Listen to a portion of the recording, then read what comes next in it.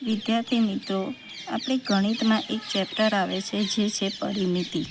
તો પરિમિતિ લંબચોરસ અને ચોરસ બંનેની શોધવાની કઈ હોય ત્યારે આપણે એના સૂત્રો યાદ રાખવા જરૂરી છે. માટે અહીં આપણે સૂત્રો લખીશું. તો ચોરસની પરિમિતિ બરાબર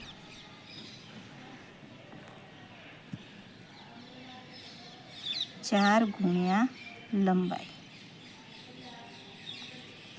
અને લંબચોરસની પરિમિતિ બરાબર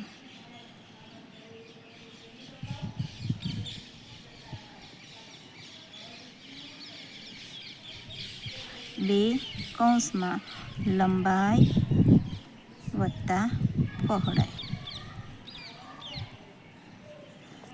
હવે આપણે જાણીએ છીએ કે લંબચોરસ એટલે ચારેય બાજુ સરખી હોય.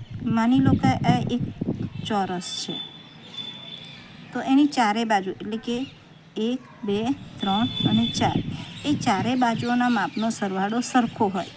એટલે કે માની લો કે આ 5 સેન્ટીમીટર છે, તો આ પણ 5 થશે, આ પણ 5 થશે અને આ પણ 5 સેન્ટીમીટર માપની લંબાઈ થશે. હવે લંબચોરસ છે, તો આ એક લંબચોરસ દોર્યું છે. એમાં લંબચોરસમાં સામસામેની બાજુઓના માપ સરખા હોય છે. એટલે કે માની લો કે આ 5 સેન્ટીમીટર હોય, તો આ પણ 5 સેન્ટીમીટર થાય અને આ 10 સેન્ટીમીટર હોય, તો આ પણ 10 સેન્ટીમીટર જ થાય. એટલે કે ચોરસમાં બધી બાજુઓના માપ સરખા હોય છે, જ્યારે લંબચોરસમાં સામસામી બાજુઓના માપ સરખા હોય છે. હવે જ્યારે આપણે પરિમિતિ શોધવી હોય તો માની લો કે આ એક લંબચોરસ છે, ચોરસ છે ની લંબાઈ 10 સેન્ટીમીટર આપેલી છે અને તેની પરિમિતિ શોધવાની કઈ હોય તો આપણે આ સૂત્ર યાદ રાખીશું. તો ચોરસની પરિમિતિ બરાબર 4 ગુણ્યા લંબાઈ થાય. માટે અહીં આપણને ચોરસની લંબાઈ 10 સેન્ટીમીટર આપેલી હોય, તો 4 ગુણ્યા 10 સેન્ટીમીટર બરાબર 4 ગુણ્યા 10 બરાબર 40 સેન્ટીમીટર એની પરિમિતિ થાય. એ જ રીતે લંબચોરસની જોઈએ, રકમ માની લો કે આપેલી છે કે લંબચોરસની લંબાઈ 6 સેન્ટીમીટર છે અને પહોળાઈ 8 સેન્ટીમીટર છે. તો તેની પરિમિતિ શોધો. તો અહીંયા આપણે એ પણ સૂત્ર યાદ રાખીશું. તો લંબચોરસની પરિમિતિ બરાબર 2 કૌંસમાં લંબાઈ વત્તા પહોળાઈ. 2 કૌંસમાં લંબાઈ આપણને 6 સેન્ટીમીટર આપી છે, વત્તાની નિશાની વત્તા, પહોળાઈ 8 સેન્ટીમીટર આપી છે, એટલે 8 કૌંસ પૂરો બરાબર 2, 6 વત્તા 8 તો 14 થશે. હવે 2 ગુણ્યા 14 કરીએ એટલે કે આ રીતે 14 દુ 28 થાય. પણ ઘણા બાળકોને, નાના બાળકોને ના ફાવે તો આ રીતે પણ કરી શકાય. તો 4 દુ 8, 2 ગુ 2 એટલે કે 28 સેન્ટીમીટર લંબચોરસની પરિમિતિ થાય. આ જ રીતે આપણે ક્ષેત્રફળના પણ દાખલા ગણીશું. હવે આપણે ગણિતમાં ક્ષેત્રફળ શોધતા શીખીશું.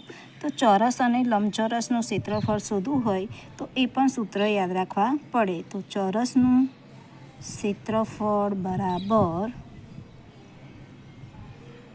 લંબાઈ ગુણ્યા લંબાઈ. લંબચોરસનું ક્ષેત્રફળ બરાબર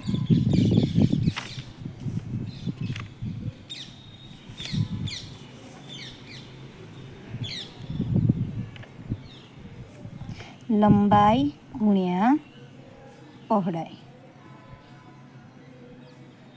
હવે માની લો કે આપણને કોઈ એક રકમ આપેલી છે, જે છે કે એક લંબચોરસ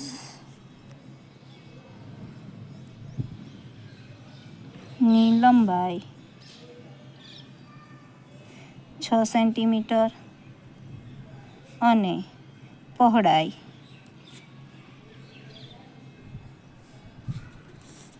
7 સેન્ટીમીટર છે, તો તેનું ક્ષેત્રફળ શોધો. તો આ રકમમાં આપણે દાખલો ગણવા માટે લંબચોરસનું ક્ષેત્રફળના સૂત્રનો ઉપયોગ કરીશું. માટે લંબચોરસનું ક્ષેત્રફળ બરાબર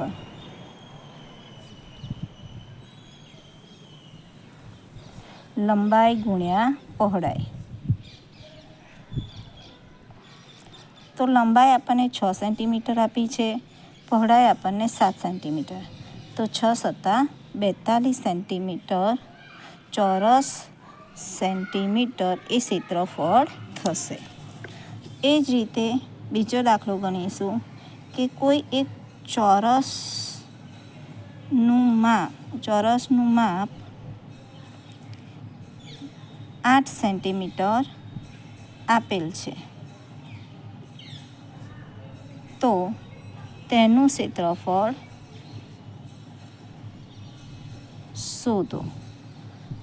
તો ચોરસનું ક્ષેત્રફળ શોધવા માટે પણ સૂત્ર યાદ રાખવું જરૂરી છે. માટે ચોરસનું ક્ષેત્રફળ બરાબર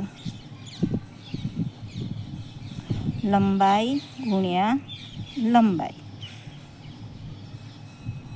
બરાબર માપ આપેલું છે એટલે કે 8 સેન્ટીમીટર ગુણ્યા 8 સેન્ટી, કારણ કે ચોરસની બધી બાજુઓના માપ સરખા હોય છે. બરાબર 64 ચોરસ સેન્ટીમીટર, જે આપણું ક્ષેત્રફળ મળે.